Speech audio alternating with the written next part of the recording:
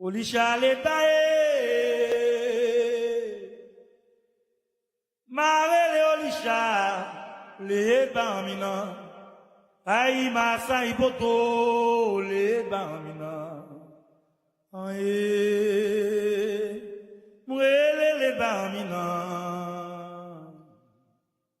salina goye.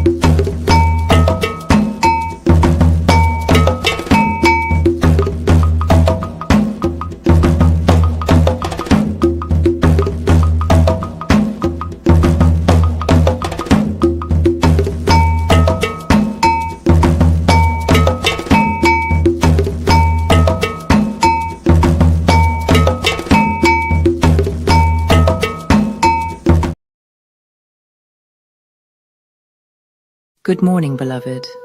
Before you scroll, before you move, before you give this world one piece of your energy, let's speak life over you. Close your eyes if you can, take a deep breath, and repeat after me. I am awake, I am alive, I am anointed. Today I walk in divine protection. No weapon formed against me shall prosper. No plot against my peace will succeed. No energy sent to harm me will reach me. I am covered by my ancestors. I am guided by the Most High. I am surrounded by angels seen and unseen. Today, I choose healing over chaos. I choose peace over panic. I choose faith over fear. I release everyone who walked away. I release every opportunity that passed me by. I release every version of myself that no longer serves my future. Today is not about what I lost. Today is about what I'm becoming. I speak abundance over my finances, overflow over my home, clarity over my mind, strength over my body, joy over my spirit. I am not tired, I am being refined. I am not broken, I am being rebuilt. I am not stuck, I am being prepared. Every door that closed, it wasn't rejection. It was protection. Every person who left, they made room for my elevation. Every delay, it was divine timing preparing me for what I couldn't handle yesterday, but I'm ready for today. So today, I stand tall. I speak boldly. I move intentionally. I love fiercely. I protect my peace violently. I am exactly where I'm supposed to be, and everything I need is already on its way to me. I don't beg, I don't chase, I don't shrink, I align. And what's mine finds me. This is my day, this is my season, this is my breakthrough. And so it is. Amen, Ashe, and so it is.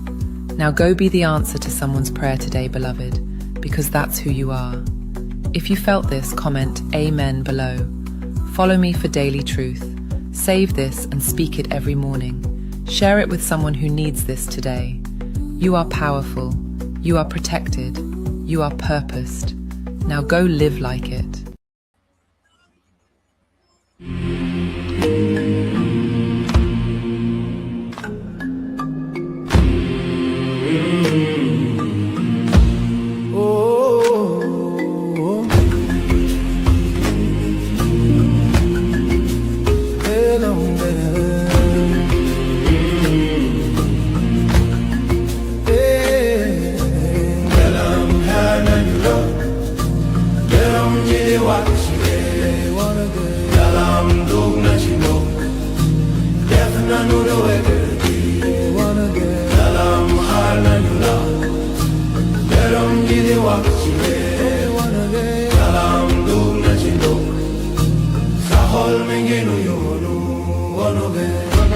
Ready water, salandam dijeu, paletuna iri khamsado, sakhabi mo takure, nuire, sayag mo ileru aduna. What is it called? You know what's funny? The way people treated you before they realized you were protected. They thought they could lie on your name, spread rumors, block your blessings, sabotage your peace, and get away with it. They really thought that. But what they didn't know is that you're not regular. You're chosen. And chosen people don't fight their own battles. God does it for them. So while they were busy plotting, God was busy promoting you. While they were tearing you down in private, God was building you up in public. While they were closing doors, God was opening windows. And now they're watching you win. And they're confused. Wait, I tried to destroy them. Why are they thriving? Because, beloved, when you mess with someone under divine protection, you don't just lose. You lose everything you were trying to protect by hurting them in the first place. That job they got you fired from? You got a better one with better pay. That relationship they ruined saved you from wasting more years. That friendship they poisoned made room for your real tribe. They thought they were attacking you, that they were actually positioning you. And here's the funniest part. They can't figure out why their life started falling apart the moment they came for yours. That's not karma, beloved. That's coverage. God said, "Touch not my anointed." And they touched anyway. Now they're out here losing sleep, losing peace, losing the very things they were jealous of you for having. Meanwhile, you're over here like, "I didn't even have to clap back. God did it for me." So to everyone who mistreated you, lied on you, betrayed you, blocked you, envied you, thank you. Because every attack was actually an assignment to push you into your next level. And to my chosen ones watching this, stop worrying about who's against you. If God is for you, it literally doesn't matter. They can plot all they want. God laughs at their plans. You're untouchable. You're unstoppable. You're protected. And the ones who tried to break you, they're about to learn the hard way that you don't come for God's favorites and walk away unscathed. Watch what happens next. It's about to be biblical. Comment "protected" if you've watched your enemies fall while you rose. Follow me, because I'll keep reminding you who you are. Share this with a chosen one who needs to know they're covered. They tried to break you, but God said, "Not this one." Papa legba se golwa, se vele nasiso. Papa legba se golwa, se vele nasiso. Groshi me bare mwe. Papa legba se golwa, yeah. So, hey, they're starting that thing. I'll hit you back later, okay? Okay, man. Our peace.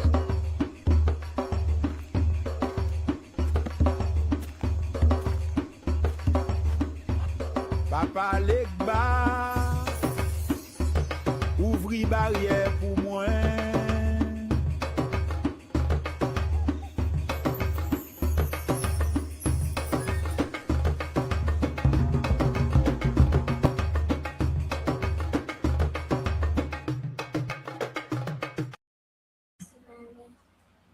Honor and respect, honor and respect, honor and respect. Divine all blessed greetings and salutations. It is another edition of Revolutionary Hoodoo, New Orleans Voodoo Secrets and Recipes. Brought to you by, powered, promoted, sponsored, supported, produced by NOIVD, New Orleans International Voodoo Day. Become a part of something extraordinary. New Orleans International Voodoo Day is not just an event. It's a movement that celebrates culture, fosters education, and connects people from around the globe. By sponsoring this event, you're supporting a tax-deductible cause that preserves heritage, uplifts art and education, and fosters healing within the community and beyond. And we're certainly thankful for your continued support and participation in this 9 p.m. U.S. Central Standard Time, Monday through Friday evening podcast. Thank you so much for showing up and being present with us in the live chat. Thank you so much, Lateria, for coming through. Greetings and salutations to you and yours. S. Marie, thank you so much for coming through. Ganji, we certainly do appreciate you and yours, and all of you all who are listening now with us in our listening and viewing audience. We are certainly thankful and appreciative. And I will be unmuting my beloved co-host momentarily, the beloved Queen Mother, Beyonce Johnson Plessy, a initiated member of the Source, as well as a committed member of our NOIVD team. The beloved Queen Mother, Sister Toni Val Martinez, community activist, community mother. We certainly do appreciate your continued support.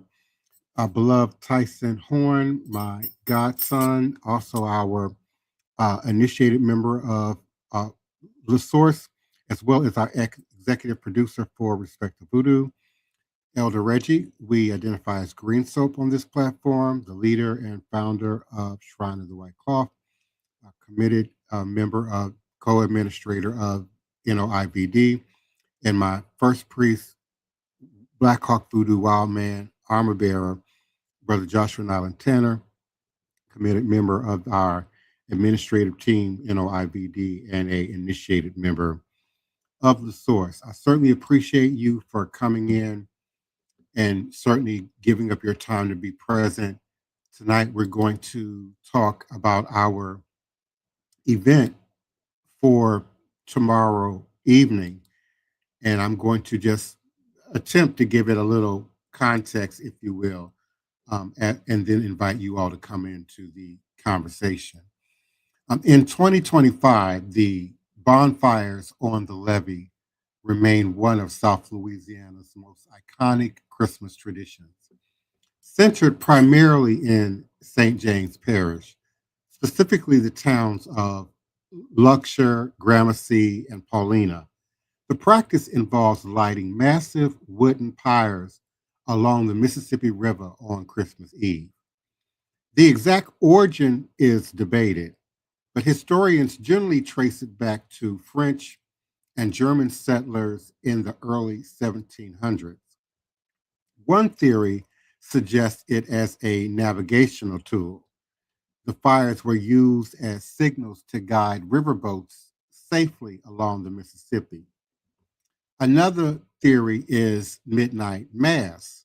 Another common historical belief is that they lit the dark, often foggy path for parishioners traveling by boat or carriage to Christmas Eve midnight mass.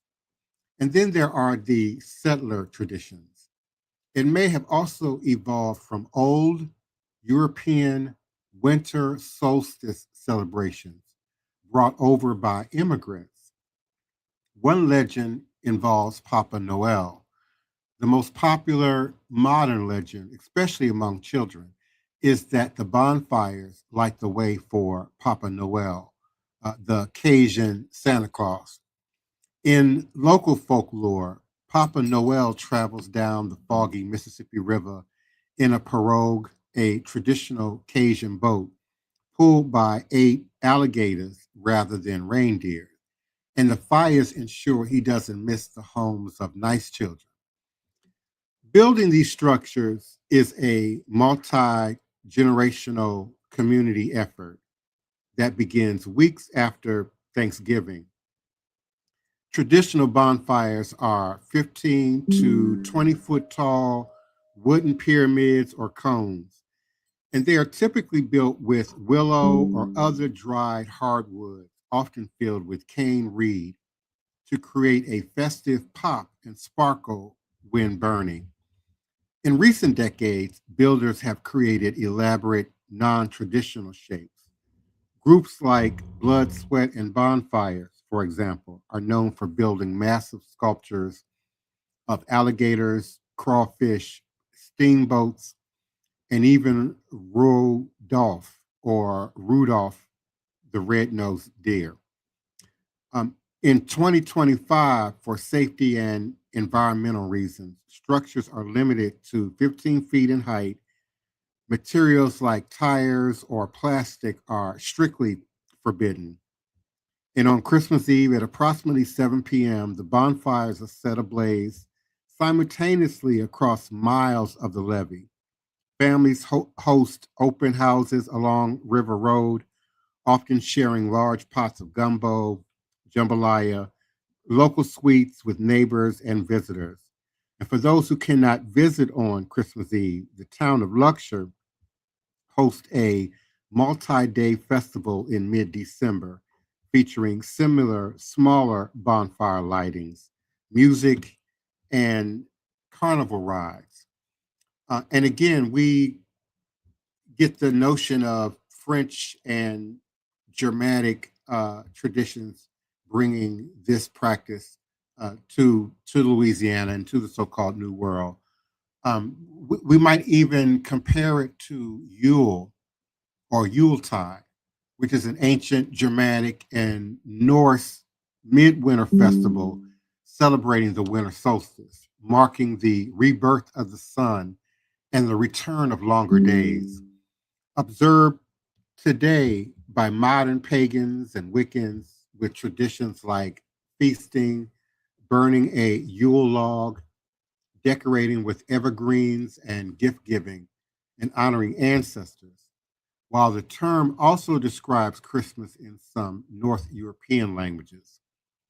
Norse Germanic roots, the word Norse or Old Norse Jol, referring to the midwinter fest, celebrating the wheel of the year, turning back towards the sun. And historically, it was a multi-day festival, sometimes 3 to 12 nights during the darkest part of winter, featuring fire, feasting, and potentially sacrifices, according to the Wikipedia, Britannica, and History.com.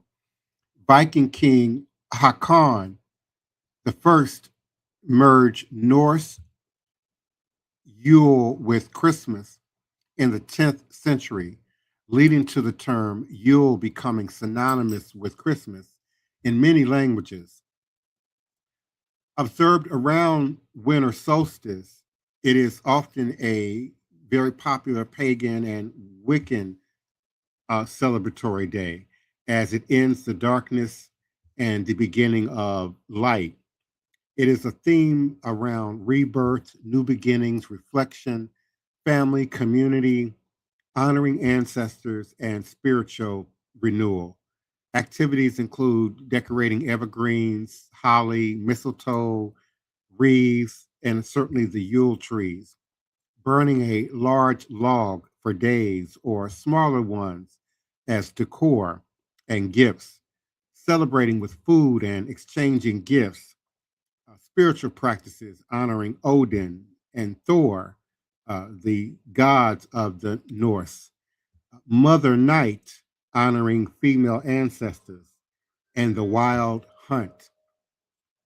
The tradition involved a large log burned for 12 days, symbolizing warmth and light, the evergreens representing life enduring the winter, and often colors white, green, red, gold, and silver. And the Yule goat, we can't forget the Juk-Balkan, a straw goat possibly linked to Thor's goats. And in 2025, the relationship between Christmas and Yule is viewed by historians and religious scholars as a complex blend of cultural exchange rather than a simple rebranding.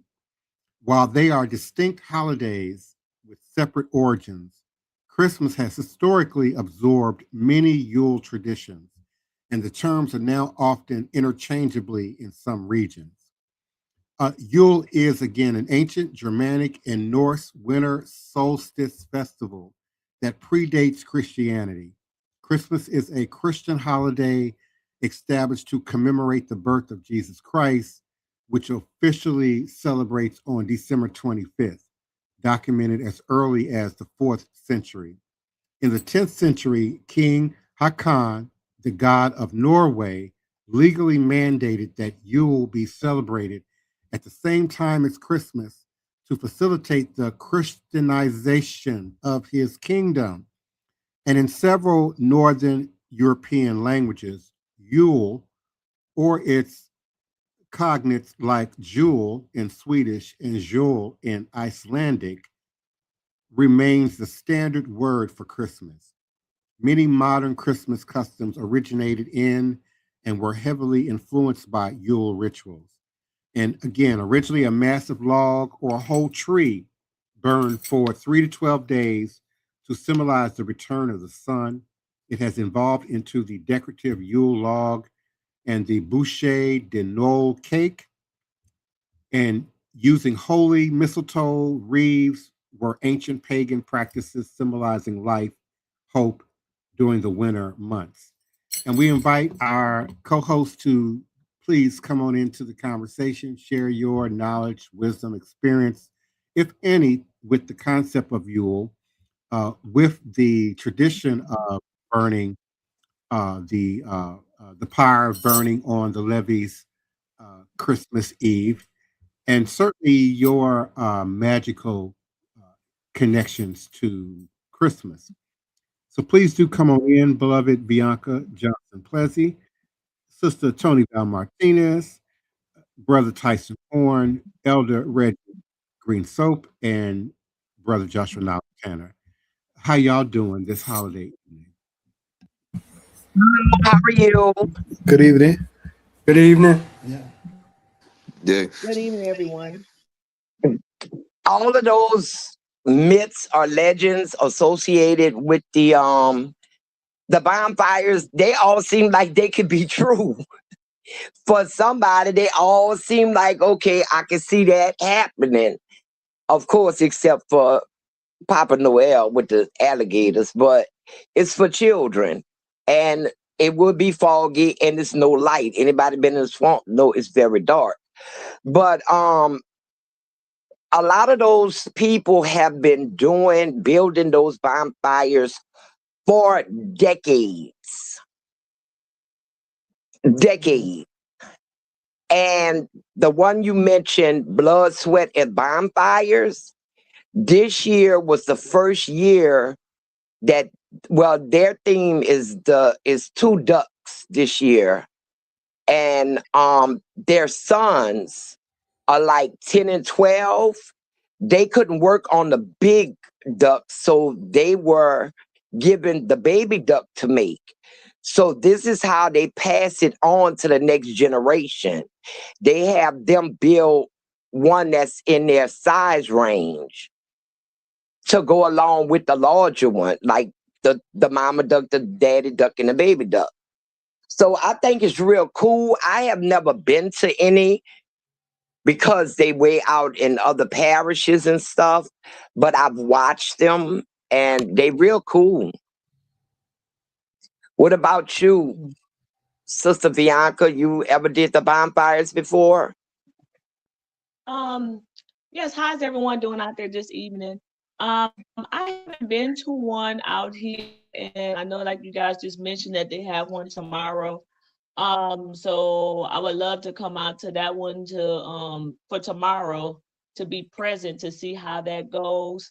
I only been to one in my life, and that was like one in Michigan, but it wasn't, I'm not for sure if they're the same. I just know that the one in Michigan, they did it like around this time in the winter time.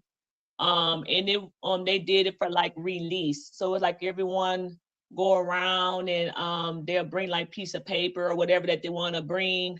If it's like something that they held on to for so long, someone that passed away, a piece of item, and they want to release and let go to move forward in life. I know that a lot of people will bring some of those things and they use it as a release, like a release and renewal. Some people will release pain and anger or whatever it is that they want to let go. And I know that a lot of people go around and use that as a release and renewal and refreshing into something new. What about you, Elder Reggie? Good evening, everyone. Sister Toni, Sister Bianca, Divine Prince, Brother Joshua, and Brother Horn. I've been to the River Parish. It was some years ago, but on the New Orleans Fire Department, we do one also. We build it. It's always in Algiers, and I had to work that one a lot of times.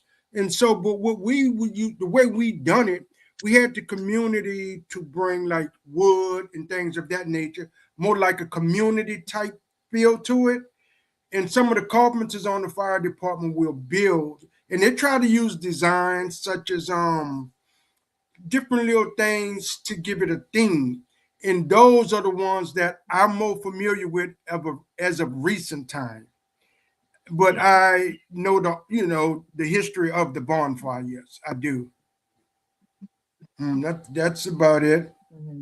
Yeah, because before they was just tall bonfires, teepee shaped, the old ones. And then they start making the designs, the different animals.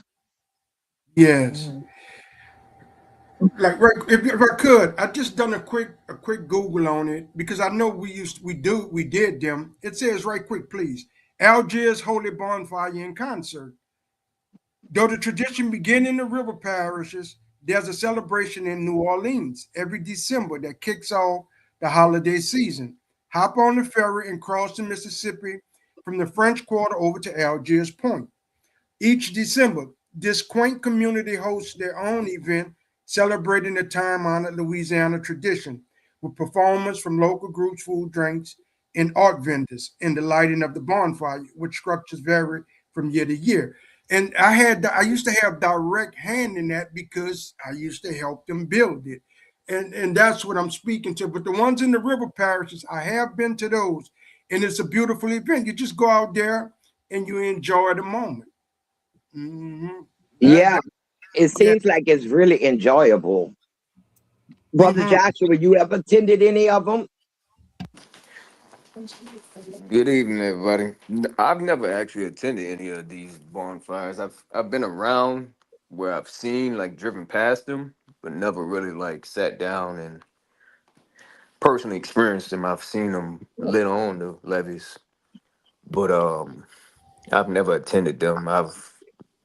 The fire has a different relationship with me in terms of fire and with other ceremonial traditions, but not so much with Christmas and that alignment. But I understand from what I've heard that they utilize it like how Sister Bianca said and Brother Elder Reggie was speaking of, like how it's kind of tied to the new year, letting go whatever it's old from this year to bring whatever they either write things or they throw things into the fire that they want to release and let go from this year to move on from and into the new year, and or either just pay homage to and respect to and pray and whatever spiritual things they do there. I just haven't experienced it enough to really speak upon it,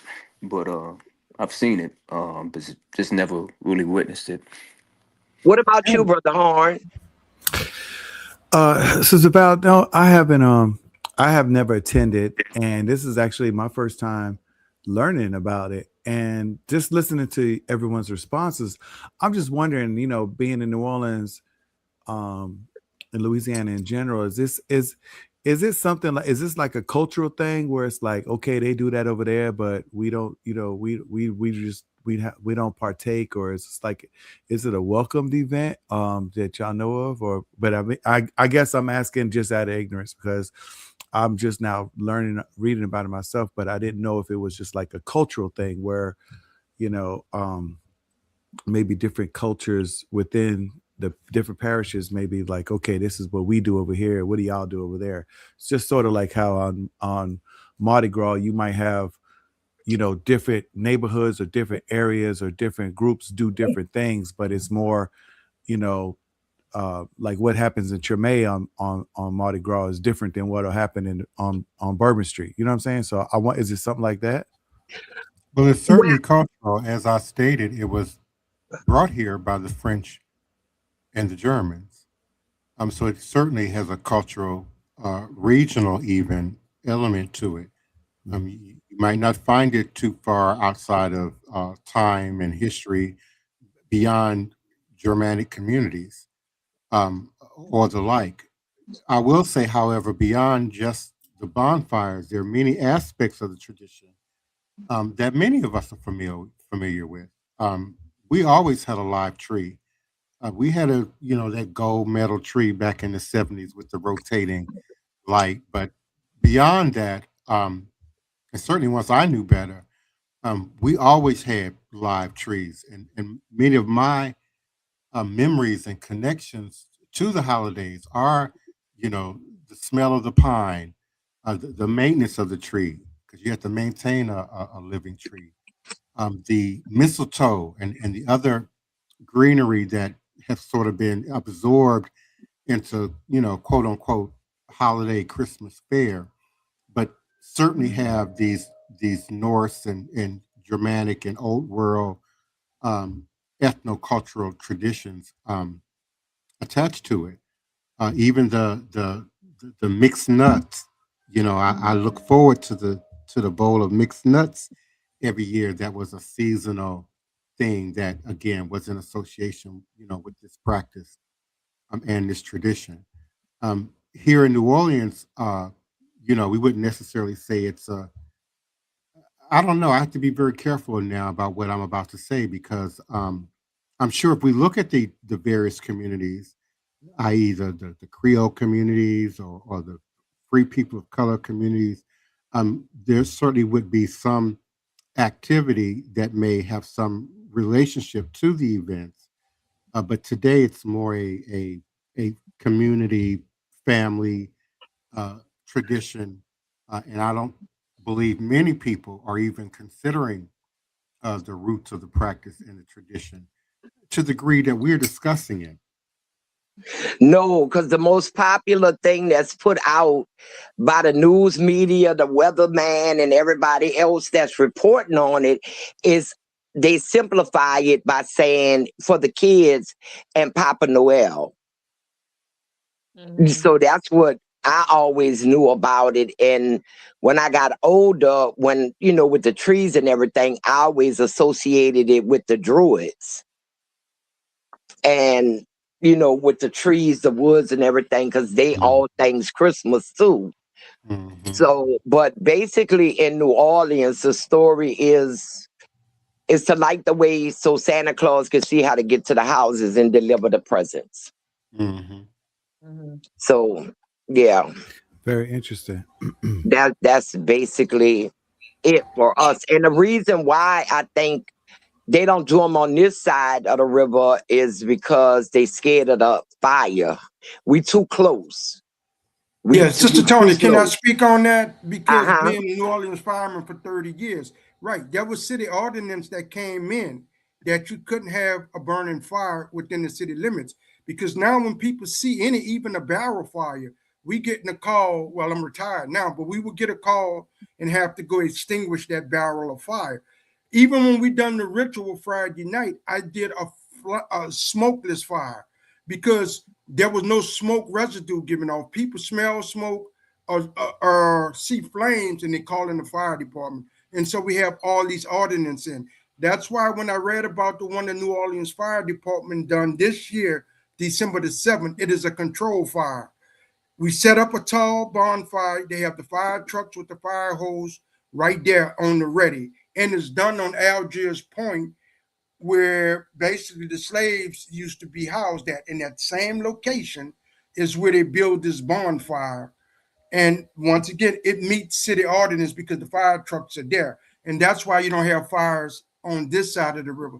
Same thing holds for Jefferson Parish, same ordinance. Yeah, you don't find many actual working fireplaces within city limits. They Correct, often Divine have Prince. some kind of inset put into it, or as I have, gel fuel fireplaces. But again, when we look at the tradition, how many people still use candles and associate candles with holiday events? Again, with all the regulations that Elder Reggie has mentioned in terms of fire safety and protection, Well, we even the know use of fire has that the fallen Jews do. out of tradition. Well, the Jews certainly do, and those of us who acknowledge and honor Kwanzaa certainly do. But there was a time that you saw more candles than you saw lights, Christmas lights. Yeah. So industry and commercialism, and modernization also played a role. But as Elder Reggie spoke, just the cost of insurance and fire safety and regulations that got put into place in a city as old and historic as New Orleans, yeah, they take fire very seriously.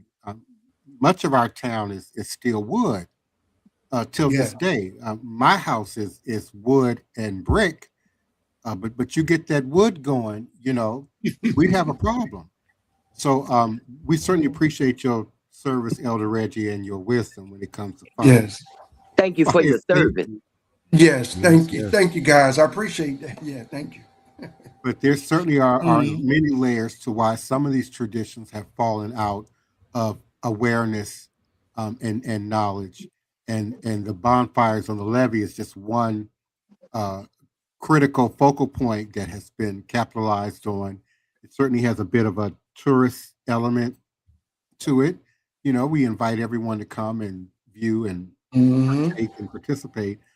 But just like Mardi Gras and Carnival, most people have really a very limited understanding of what's really going on, the root, the tradition, the history of the practice, the culture and the traditions, and why we are actually doing it.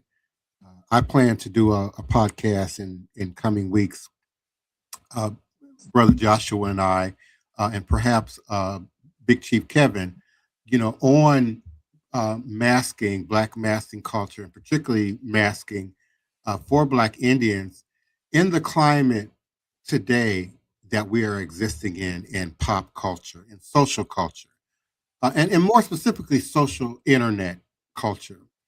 The idea of the pretendian, the idea that we are indigenous to the land, or somehow, are native, if you will, and what our real meaning, demonstration, and symbolism is.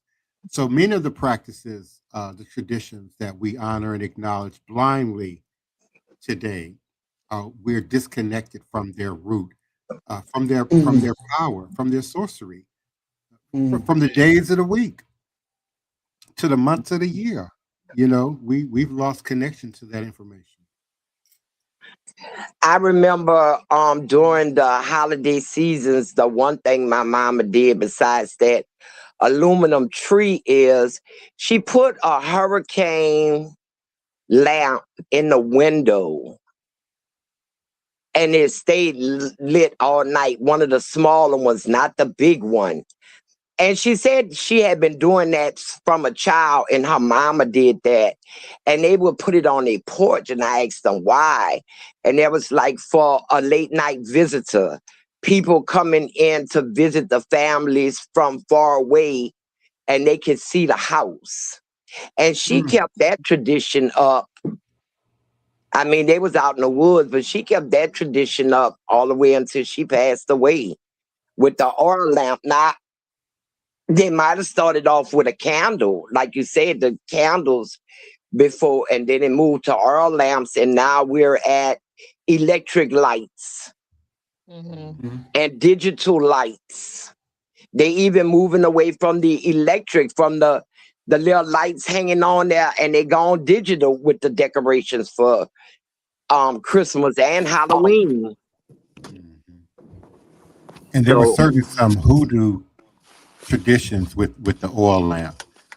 I actually kept an oil lamp burning probably right up until before the pandemic. The cost of the oil just got to be outrageous. And at that time, I was still physically walking into the Walmart, but every time I would go, they'd be low or they'd be out, of the oil. So that tradition even has sort of fallen away to some degree. Keeping seasoned oil lamps. Mm-hmm. I have an oil lamp and I have oil because I'm from New Orleans. I don't have it in the house. Well, I do. I have one in the house and one in the shed, and I have the oil outside in the shed for it.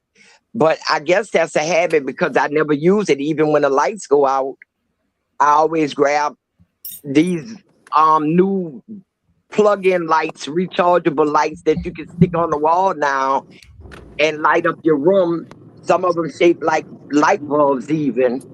I have them stuck all everywhere. So if the lights go out and get dark, I just tap them and they come on, but I still have them and they still dear to me.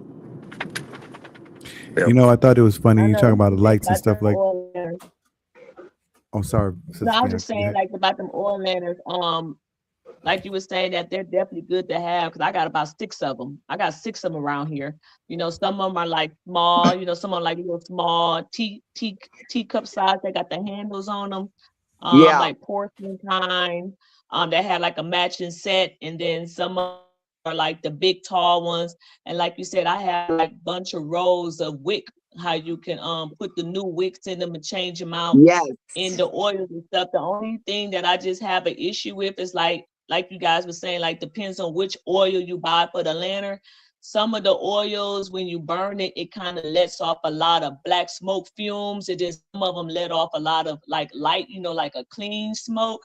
So sometimes it kind of becomes a little difficult of which type of oil to buy when you put it in them oil lanterns with different wicks and stuff. So yeah, I have that whole setup too. What were you saying, Brother Horn?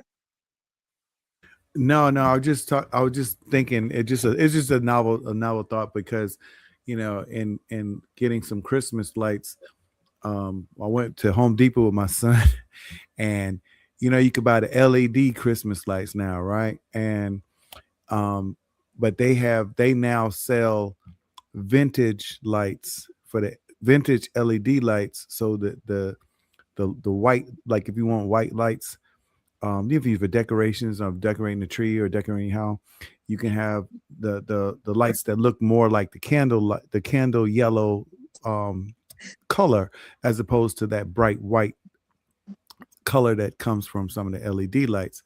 And so it's funny how even with technology on everything that's going on, there's always some type of way to look back to get something that's vintage or get something that's from the old, that will resemble the old ways of doing things. And so I think that just kind of goes in hand with what the Divine Prince is talking about, even in his podcast. It's just like how we get so far away from the traditions of things, but then deep down inside, we all miss those things and try to get back to them some way. Yes. Well, we've come to the end of our show, and we won't be having one tomorrow night, will we? No, Prince we will be at probably, the bonfire. yeah, we'll be at the bonfire. So we probably won't have one tomorrow. Maybe At even Christmas. Yeah, we probably won't have one Christmas night because we have a dinner. I may be here Friday, but we'll certainly be here Monday. Yeah. Yes. So I'll turn it over to Divine Prince to acknowledge all our viewers on our other platforms. And then Elder Reggie will tell us the advertisements and words of wisdom. And once again, thank you for your service being a fireman. I could never do it. No, and it's very few people that can do that. So thank you for your service, Elder Reggie. Divine Prince, take it away. Happy holidays, happy Kwanzaa, whatever you're celebrating and acknowledging this season. We certainly offer you and yours the most blessed health, wellness, and coming new year. Thank you to all of our Facebook listeners who are listening and participating by way of my Facebook page, Sister Toni's Facebook page, Elder Reggie's Shrine of the White Cloth group, as well as any link that might be placed in a Facebook profile, group, Facebook page, etc. We thank you so much for our international audience that is listening by way of Instagram. I'm sorry, by way of LinkedIn. We certainly appreciate you and yours. Thank you to our YouTube audience, our Twitter X audience, and we're certainly appreciative of our Instagram audience. Oluwal Fokolade, we certainly appreciate you for coming through. Aburu Aboye, Ty J99, thank you for coming through. Sporty Shorty 1234. Geechee Conjure, peace and blessings to you and yours. Love Pazzo, thank you for coming through. Diana D. Miko, thank you for stopping through.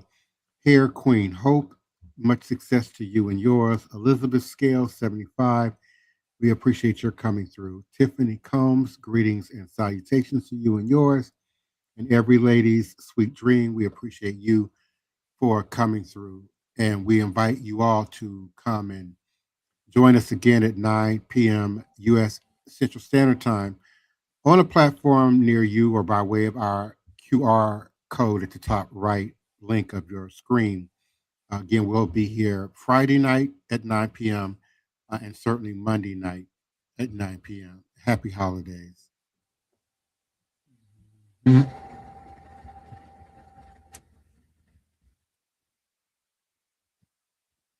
I'd like to read our advertisements. Become part of something extraordinary.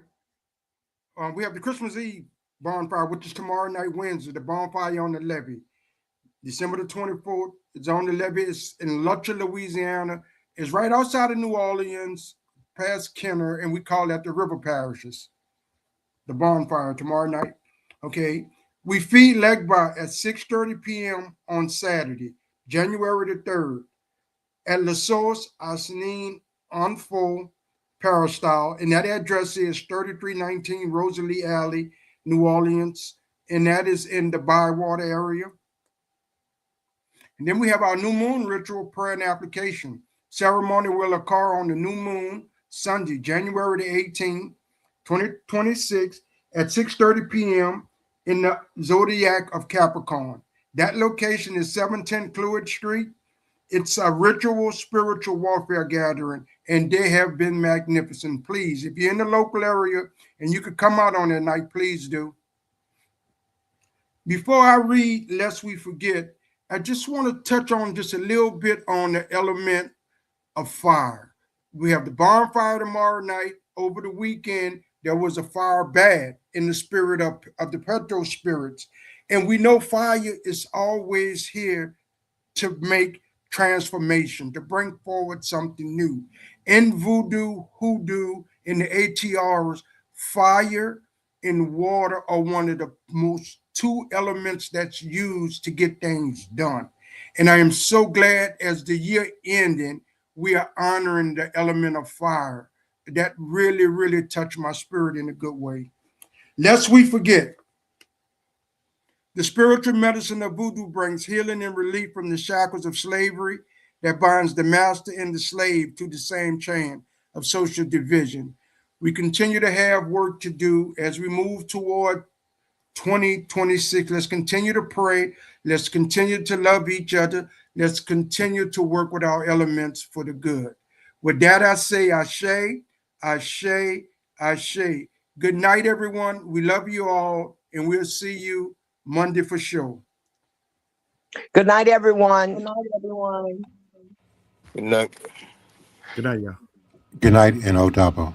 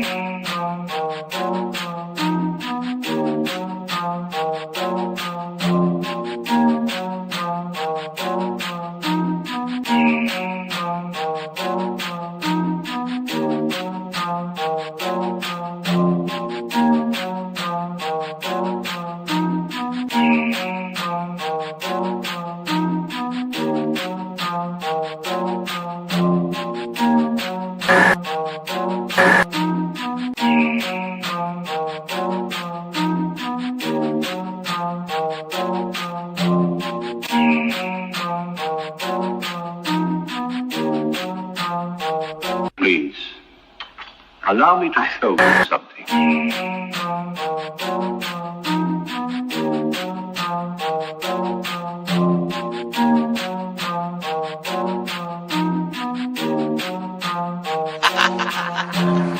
They say I'm crazy and that might be true. I got this right in my DNA, yeah, I'm coming for you. It's time we turn the tables, flip these motherfuckers on you. I wanna see you hanging from trees, it's time you pay for your dirt and your showtime. You created the monster, you created the beast.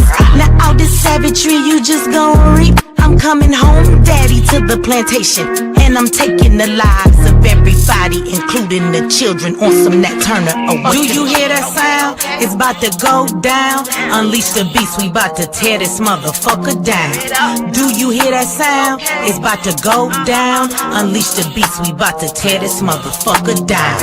I met my girl Harriet at the gate. If you wanna know how she doing, yeah, she's straight. But she had one question: when we gon' get up? All that talking tough, yeah, we don't walk it tough.